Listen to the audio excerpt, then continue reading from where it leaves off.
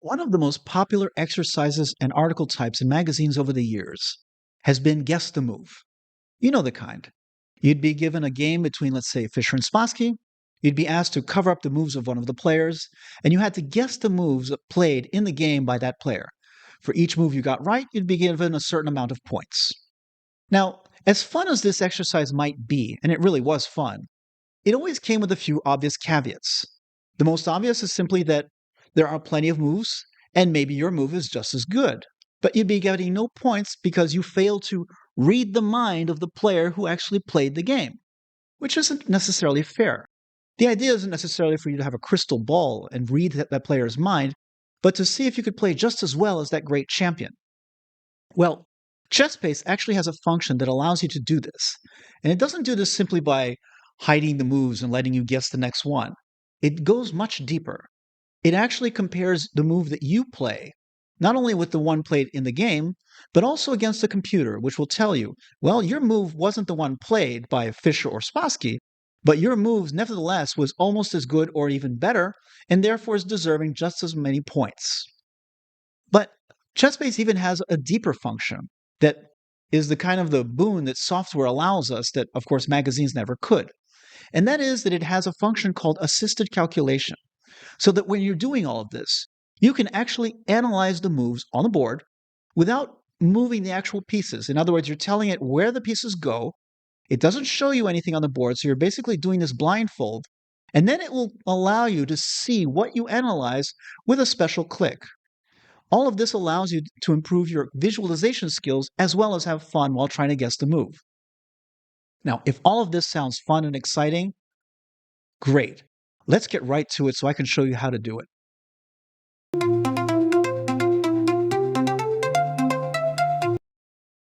We have here a game between José Raul Capablanca, the world champion from 1921 to 1927, and Akiba Rubinstein, one of the all-time great players of that time.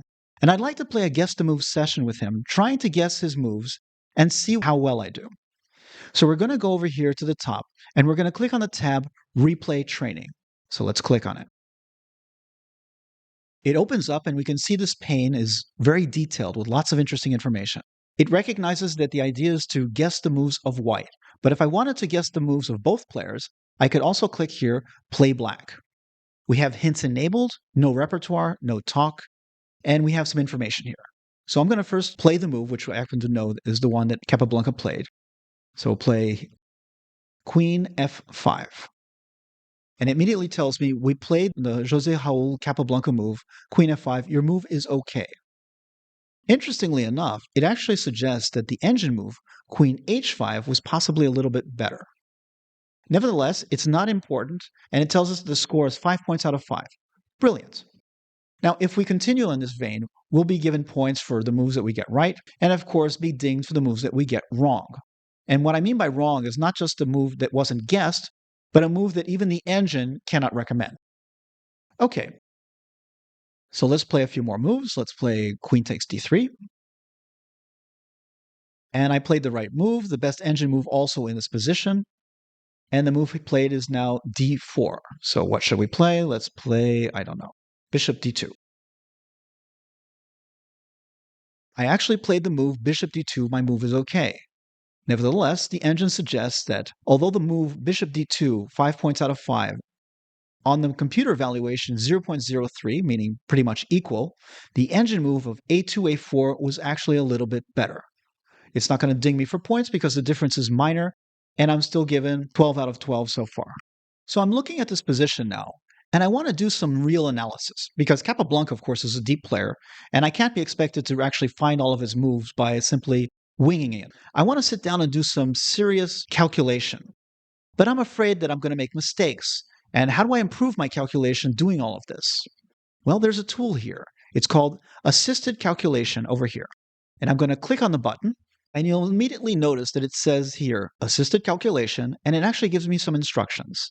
Enter moves blindly on the board. Right-click on the board to unveil the current position. Click the button again, Assisted Calculation. To resume the game, arrow left takes moves back. Okay, so I'm going to, let's say, try Rook E4. Now, you'll notice that this time, when I actually click on it, it's giving me some more information, meaning it's not just the legal moves, which of course it is showing, but those legal moves that were all in gray before are now multicolored. What do they mean? Well, if it's bright green or the clearest green, that means it's really one of the better or best moves possible from the rook. And red moves, of course, are losing, and anything in between will be variations of how bad or how good that move actually is. And this is actually understandable. You'll notice, for example, that e3 here is, of course, a losing move. So is e5, so is e6, and so forth. And yet e4 is given a bright green. So I'm going to let go of the mouse, and it shows me the rook moving to e4, but it doesn't actually move it, nor does it tell me what Capablanca played in actuality. Well, I'm going to continue my analysis. I'm going to now make a move for black. Let's say I thought of knight e5. So I play knight e5, and again it's showing me those colored moves. Knight e5. But again, we're seeing nothing. So rook e4, knight e5, and let's say queen e2. Queen e2, and I'm going to bring in my rook over here. And all of this is kind of confusing. I've made all of these moves. We see these little arrows, but I don't actually see anything. Is there a way to sort of see what I've actually been calculating? There is. On the board, if I right-click, as the instructions told me, and I'm going to right-click here now, all of a sudden it shows me in a slightly ghost-like format. All of my pieces and all of the moves I've made now appear on the board, as if I had actually played them. If I let go of the right mouse button, it goes back to that position. But my analysis is still in the memory. Okay, so I want to return to the game now. I'm going to disable the assisted calculation, content with the moves, and I'm actually going to play rook e4. Again, now that assisted calculation is turned off, the moves are gray again. Brilliant. Okay, how can I actually do all that analysis without having it tell me if my moves are good or bad? Let's suppose that I actually wanted to do my calculations without all of that kind of generous help. Is there a way to disable it? There is. So we go here to the top, and it says File. Click on that. Go down and choose Options. So let's click on Options. And we have a wide variety of options. It may not show you this particular one immediately. You go down and you choose Engines, and you'll be seeing a pane similar to this. Here you can see that my default engine is Fritz 19. But by all means, if you want a different engine, let's say Stockfish or any other one, click on Browse and change the engine. To disable all of those colored squares, all of that help, I'm going to go over here to Assisted Analysis, and I'm going to uncheck the box. That assisted analysis is now turned off, and I click on Apply, very important. And I click on OK, and I'm going to return to that exercise. Now look what happens when I go back to assisted calculation. I click on assisted calculation, and we have the same instructions, but look at the difference here.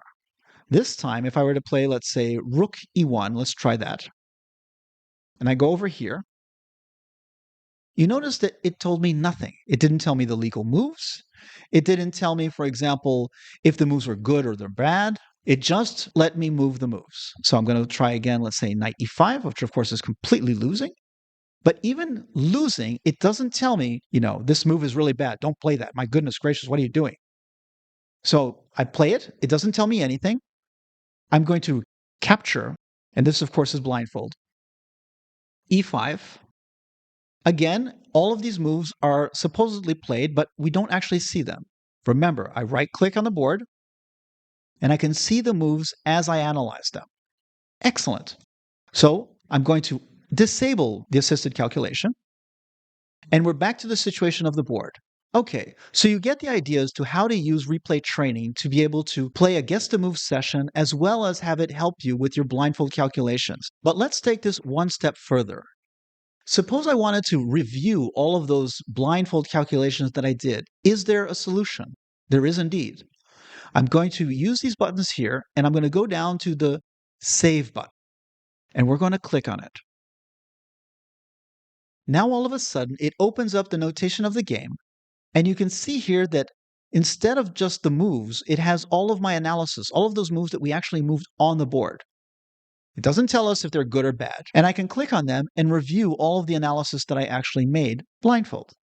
If I want to save it, I can save it to the database, or I can just review it here, and then when I close the game, those moves will not be saved automatically.